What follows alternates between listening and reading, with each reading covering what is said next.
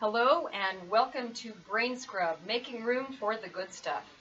This is Anna Del Lemon with Freedom Warrior Wellness, where we help free people from negative emotional trauma so they can clearly see their potential and step into success in business, health, and relationships.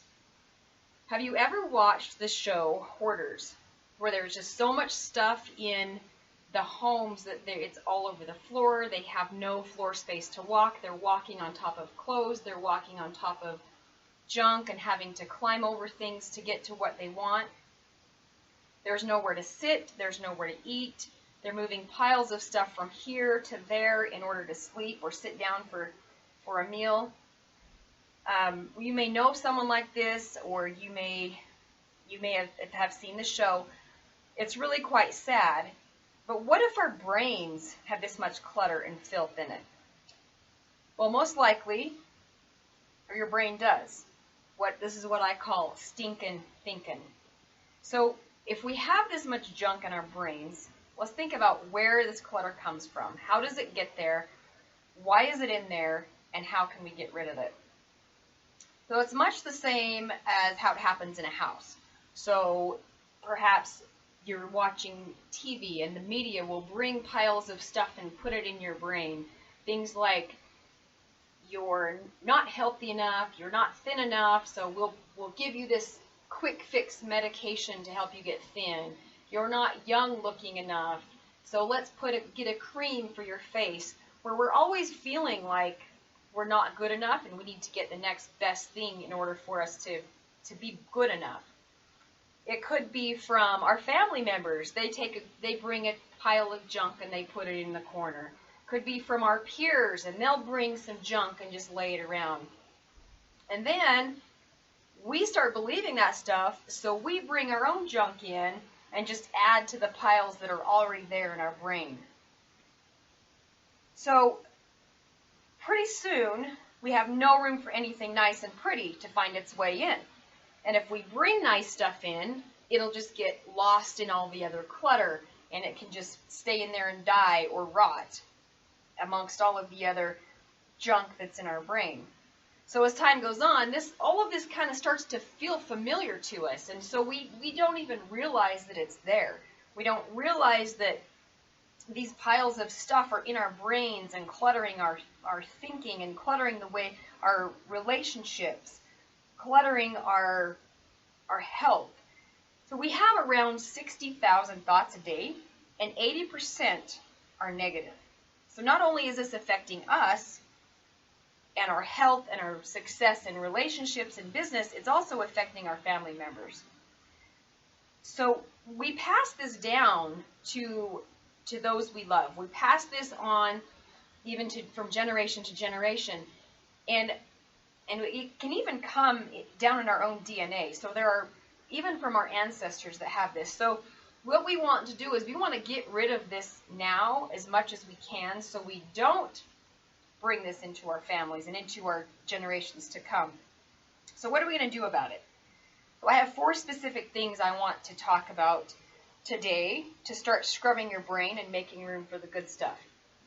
So the first thing I want to talk about is, since we talked earlier about hoarding in our surroundings, the first thing is we want to clean up our surroundings.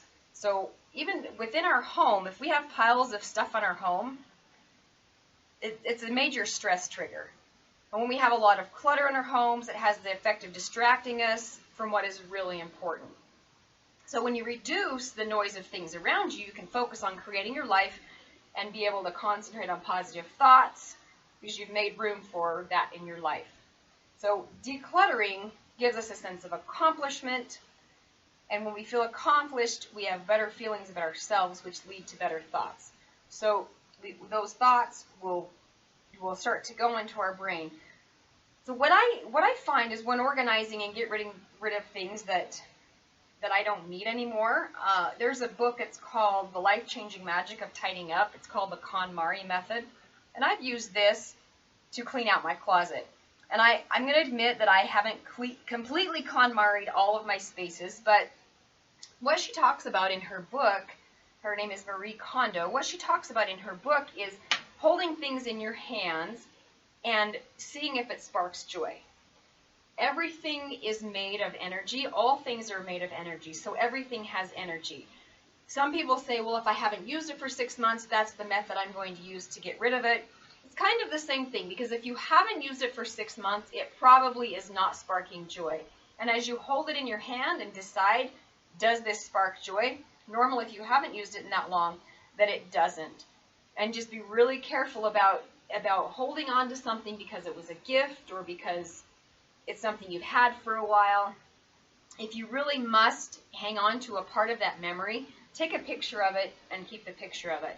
But let's clean out your items, your clutter around you, and it's going to make your brain think a lot better.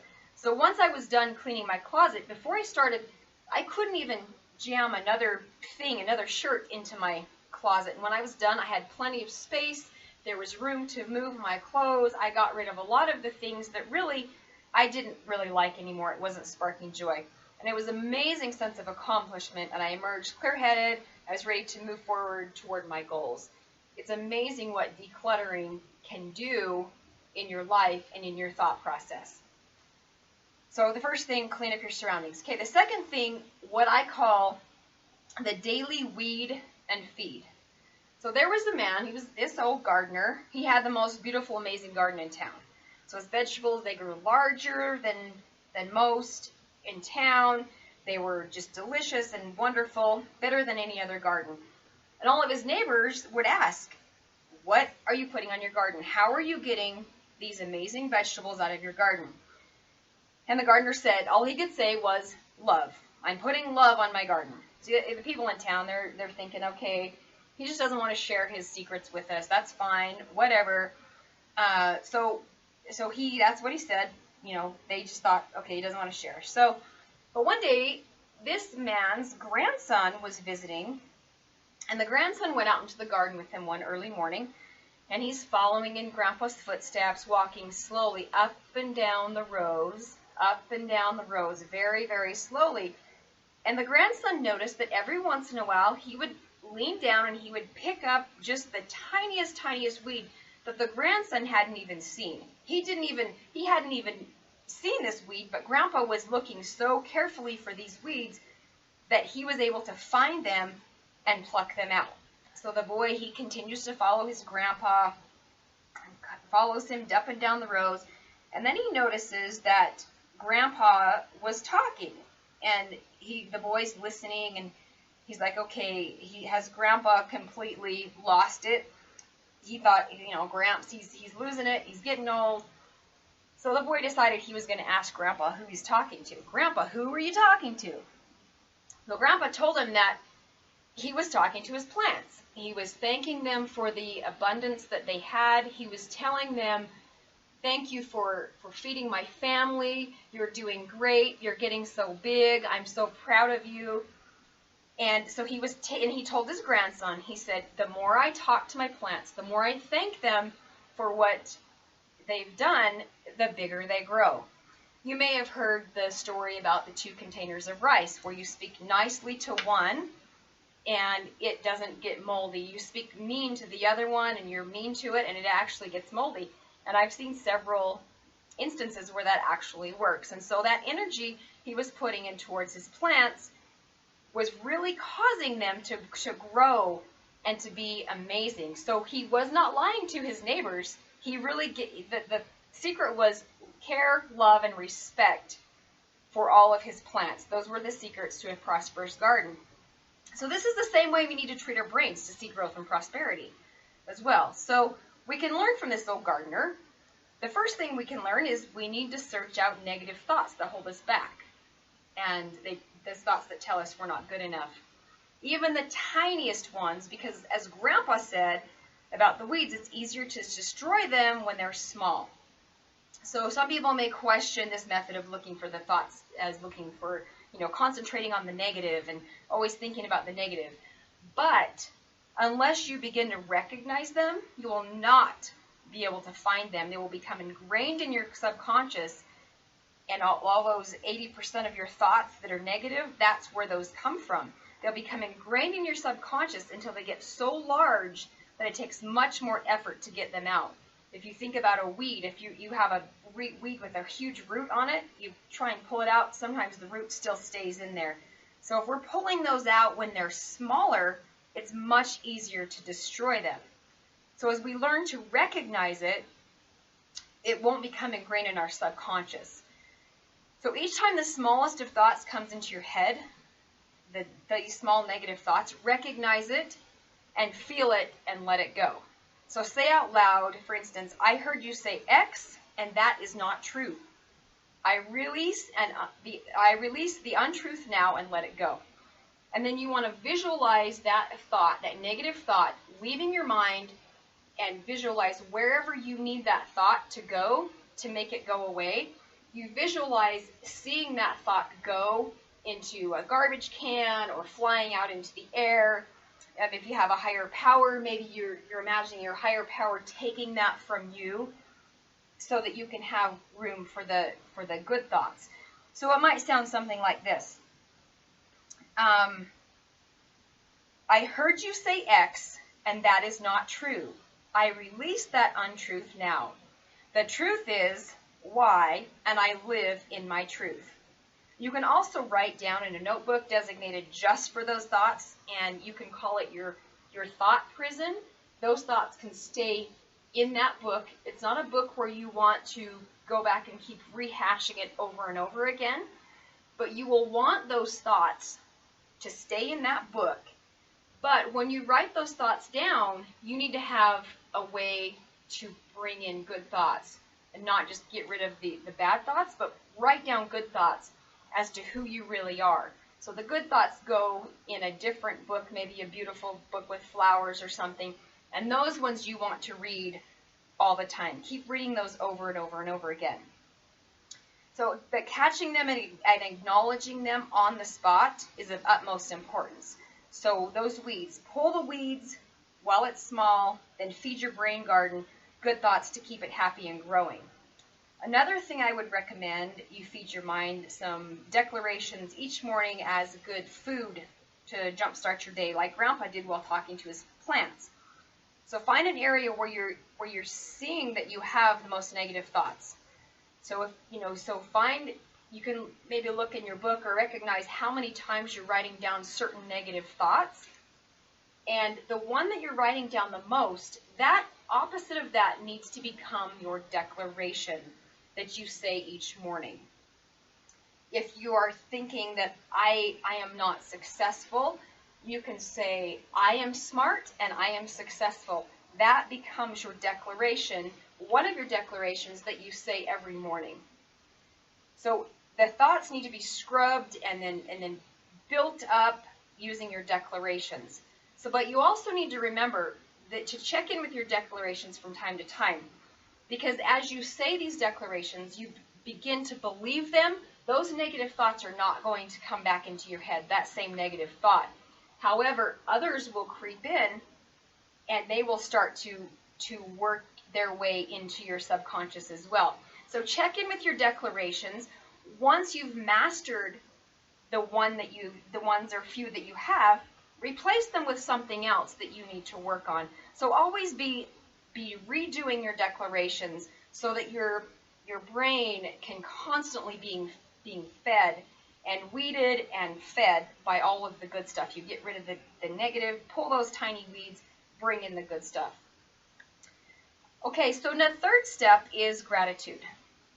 When we practice gratitude, it makes it difficult to be negative and to allow those thoughts to take place in your minds. So each morning, one of the things that I do is you choose to be grateful for a new day and express it out loud. Get out of bed, jump out of bed. I am grateful for another day to be alive, if that's what you are grateful for.